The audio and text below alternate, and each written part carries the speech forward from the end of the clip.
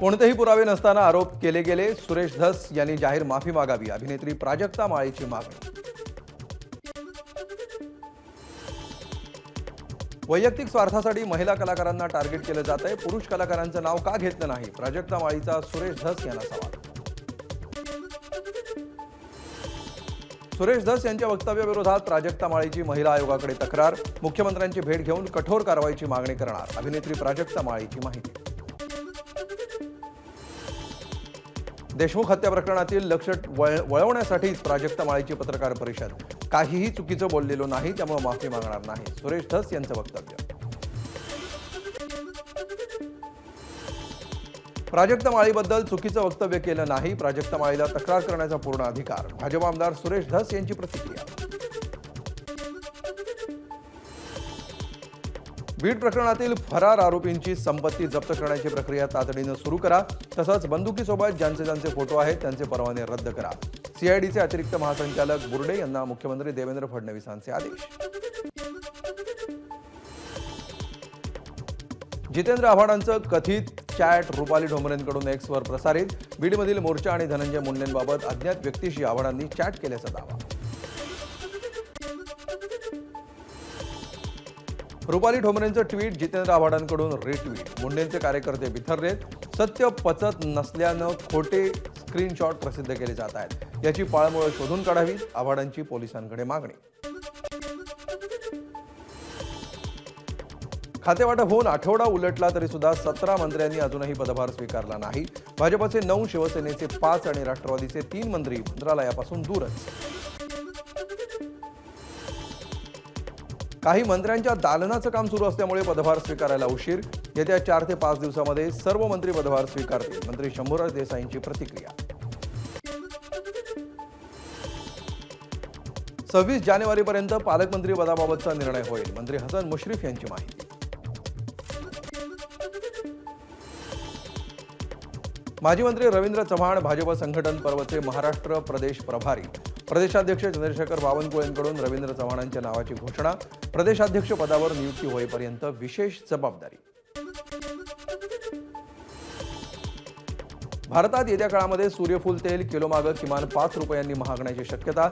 रशियानं निर्यात शुल्क वाढवल्यामुळे दरवाढ होणार. पालेभाज्यांच्या दरात घसरण. हिवाळा सुरू झाल्यानंतर बाजारामध्ये भाज्यांची आवक वाढायला सुरुवात. यामुळे घाऊक बाजारामध्ये भाज्यांचे दर घसरले.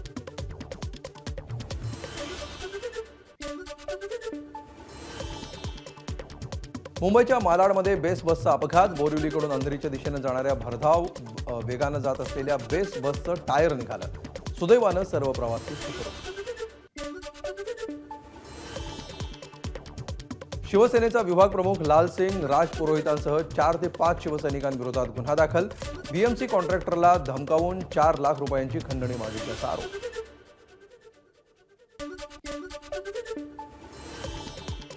मुंबई विमानतळावर प्रवासी खोळंबले. सकाळी 6:30 वाजताचं विमान 8 तासांनी रद्द केल्यामुळे प्रवाशांना मनस्ताप. विमानतळ प्रशासन सहकार्य करत नसल्याची ओरड. मुंबईतील गोरेगावच्या सिद्धार्थनगरमध्ये गटार सफाईचं काम सुरू असताना जेसीबीमुळे घर कोसळलं. घटनेत एक महिला गंभीर जखमी.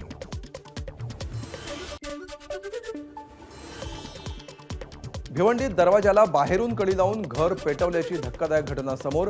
घटनेमध्ये पत्नीचा हात भाजला तर पती किरकोळ जखमी. 3 महिन्यांपूर्वीच्या भांडणाच्या वादातून हल्ला झाल्याचा आरोप. विविध कामांसाठी उद्या मध्य रेल्वेवर मेगा ब्लॉक. सीएसएमटी ते विद्याविहार दरम्यान अप आणि डाऊन धीम्या मार्गावर ब्लॉक.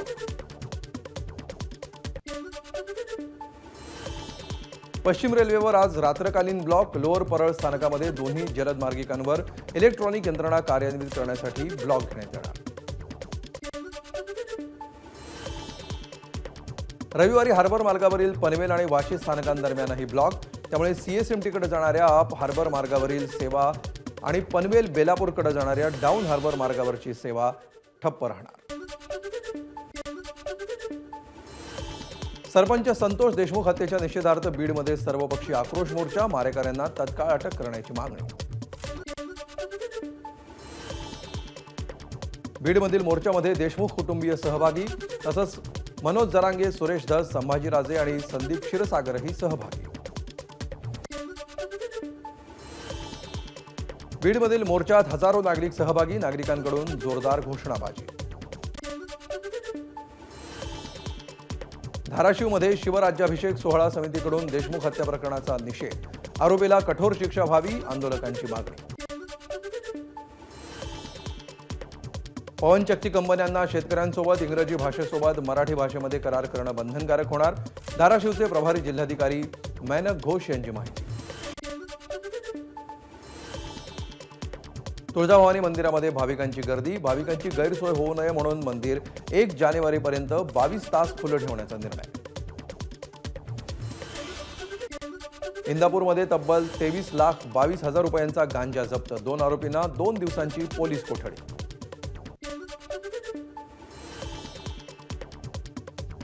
दौंड तालुक्यातील कुरकुंभ एमआयडीसीतील अल्काइल अमाइन्स केमिकल्स लिमिटेड कंपनीत स्फोट, डिस्टिलेशन रेसिडेंट प्रेशर जास्त झाल्यामुळे स्फोट झाल्याची माहिती. आगीमध्ये 1 कामगार जखमी. जेजुरी गडाकडे जाणाऱ्या 3 रस्त्यांवरील अतिक्रमणावर कारवाई, भाविकांना गडावर जाण्यासाठी कसरत करावी लागत असल्यामुळे कारवाई. सोलापूरमधील उजनी धरणाला अद्ययावत पर्यटन म्हणून विकसित करणार, जानेवारी अखेर उजनी धरणामध्ये बोटिंग सुविधा उपलब्ध होणार, जिल्हाधिकारी कुमार आशीर्वाद यांची माहिती. जळगावच्या झुरखेडमध्ये सुरू असलेल्या बागेश्वर धाम यांच्या हनुमंत कथेला मंत्री गुलाबराव पाटलांची उपस्थिती. यावेळी गुलाबराव पाटलांनी हनुमंत कथेसह आरतीतही घेतला सहभाग.